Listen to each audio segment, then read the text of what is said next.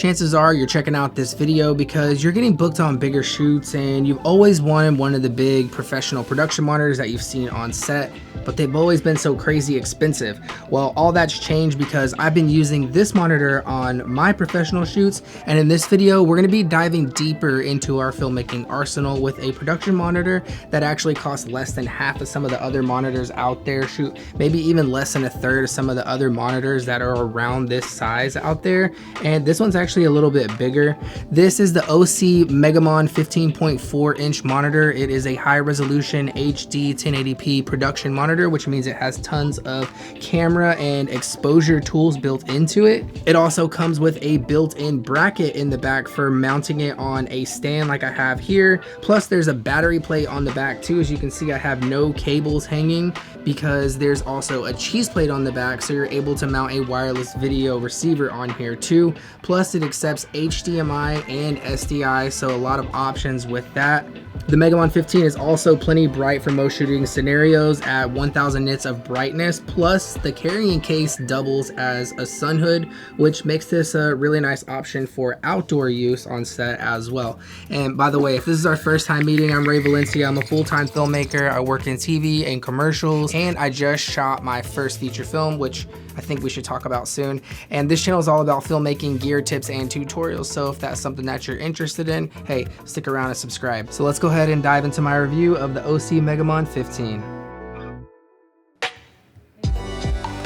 Whenever I go to a shoot, it's nice getting the camera and the monitor set up wirelessly right off the bat, so we can all use the monitor for framing, lighting, background, and everything else. And this is super essential whenever you're working with even a small crew like this one. You have all the camera and exposure tools for yourself, and you have a large screen for playback whenever you want to show your clients what you've shot. The OSEE Megamon comes in this really nice briefcase style bag that has zippered pockets on the outside, a carrying handle, shoulder strap. On the bottom of the case, you have these really rigid spiky feet, and then you have the C-stand adapter, so you can just drop this right on top of your C-stand like this, and then you screw it in the back. So let's spin it around and lock it in. In these three mesh pockets, you have the power cable or your wall socket for AC power. You have a Velcro strap for managing cables or whatever you want, really long strip of that.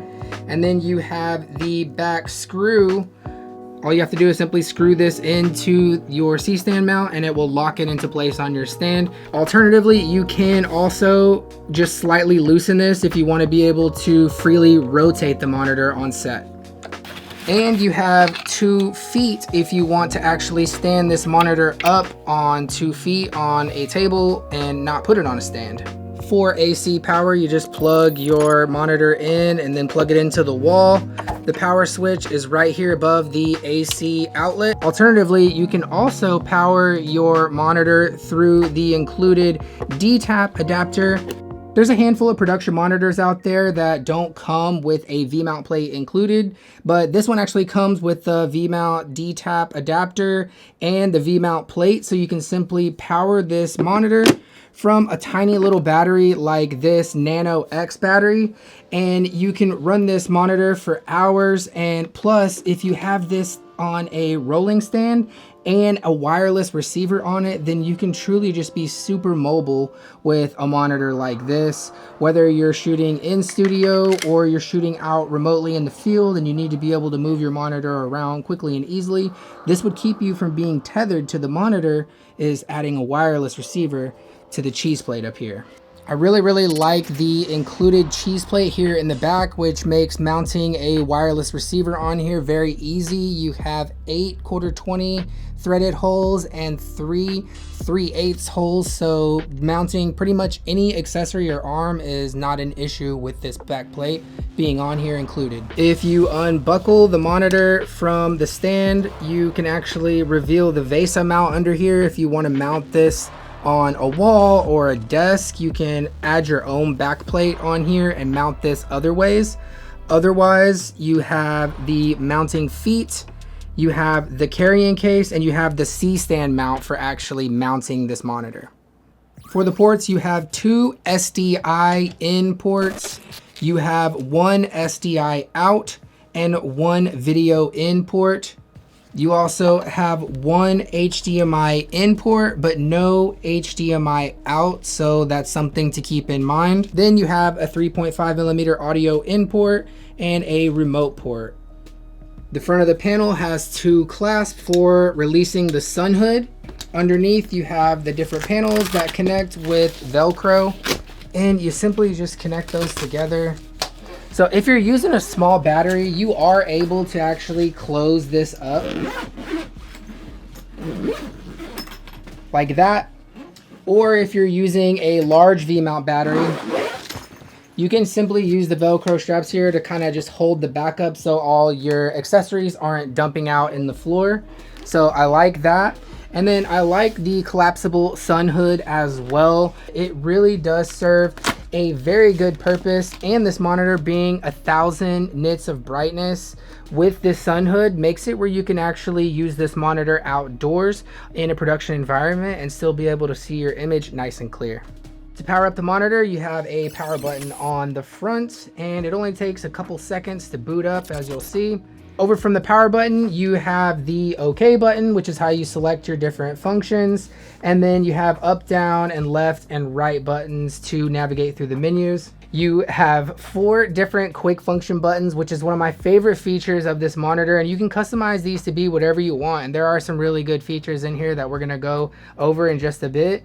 And you can also have 4 different user profiles in here. So 4 different people could have their own 4 different custom functions right here. And it's easy to switch right here from the front. You don't have to dive into the menu to get into those. You can simply just switch over right from these buttons on the front. Next, from the quick function button, you have your source button where you can switch in between your different sources coming into the monitor.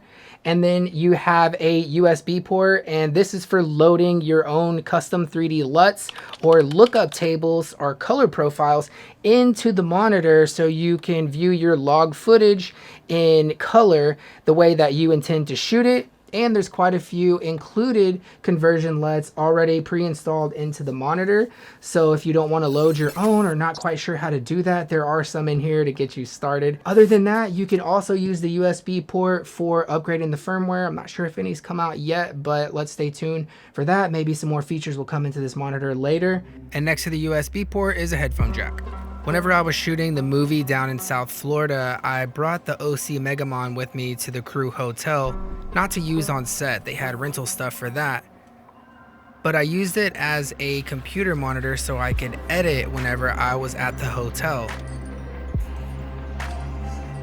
I simply connected it right to my laptop through HDMI, and then I had a 10-bit higher resolution and brighter monitor to edit off of. For the menu system, it's actually quite simple to use, all tactile buttons. This is not a touch screen, but to go through it, you just jump into the menu, and then you have a couple pages here. The first one just has the status of all your different settings here. Next up, you have your input with all your different ports. Then you have your color management and your LUTs lookup tables. The next menu is where you do all your custom functions, and then you have a couple different calibration pages that you'll probably never use, but let's go ahead and look at a couple of the custom functions that you can add on here. For one, notice how wide my screen is. That's because I have anamorphic D-squeeze set to one of my custom functions, and there are 7 different flavors of anamorphic D-squeeze on here and a bunch of different aspect ratios. Of course, false color is also one of my favorite tools. You can see your exposure in range of colors, and there are several different types of false colors you can use on here. Of course, you have zebras and waveforms, vector scopes, and peaking, and all the other focus assist tools that you need as well. Just like in all my videos, we also have to go over some of the things that I'd like to see improved on this monitor. And just to be fair, OSEE did send me this monitor to review, but this video is not sponsored, but there will be links to everything down in the description below if you're interested in picking anything up. So here are the things I'd like to see improved. For one thing, there are 2 SDI in ports, but you're not able to see both cameras' image on the screen at the same time. Or if you have HDMI in and SDI in at the same time, you're not able to see both cameras on the screen at the same time. And this is really convenient for whenever you can't afford 2 monitors on set. You just can have the 1 monitor on set, but you'd like your director or, you know, whoever, hair, makeup, wardrobe, whoever, to be able to see you know, the monitor on the screen at the same time. That would be really useful, or for a multi-cam interview, also very useful to be able to get both of your camera's images on the screen at the same time. So that's one thing I wish it had. Also, there's no conversion from HDMI to SDI. So if you're coming into this monitor with HDMI, like from your FX3 or your A7 IV, you're not able to actually output through SDI or whatever you may need to do with that. Also, for the feet attachment, I wish that the screws were a little bit bigger instead of having to get a screwdriver out and screw these in individually. I wish it had a big thumb screw that you could just easily screw in without a screwdriver, and then get an Allen key and maybe just tighten it up at the very end. That would make the feet a little bit easier to take off and put on. And whether we like it or not, clients ask for vertical video all the time. And the thing about this monitor mount is you're not able to natively just switch the monitor into vertical shooting mode. So you end up kind of doing the sideways head look like this, and that's never ideal. You want to be able to flip your monitor vertically if you need to.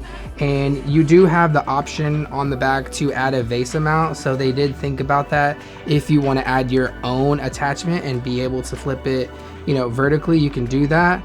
But another option that could have, you know, prevented that as well is an image rotation. So if I was able to flip the image vertically in the middle of the frame like this, that could also work. You wouldn't be using the full screen, of course, but you also wouldn't have to flip it. So that's a couple of things that need to be improved. Now, what are the strong points of this monitor? One of my favorite things about this monitor is actually the image quality. It just looks really, really nice and sharp. You can see some of the images here just look really good. And this is also a super bright monitor as well. 1000 nits of brightness is just what you need, just enough for, you know, being able to shoot outdoors. And the fact that you have the 4 different custom functions here and 4 different user profiles means you have 16 different button combinations you could really do if you want to. I do like the sunhood option as well, but using it indoors is nice on the stand just like this. I also like the case that it keeps your monitor safe and just keeps everything nice and portable. And with that, it just means that it's easy to transport. You don't need a big huge case and all that stuff for it. Everything's all self-contained in the case, and you can run it off battery and wireless, so it just makes it really, really super convenient and portable. Plus, at this price point, it's just very, very reasonable at $899. Under $1,000 is crazy. There's not many options out there that you can even compare this to because it's just that crazy. But links are in the description below. Make sure you hit subscribe, shoot for the stars, and I'll see you guys very soon in the next video.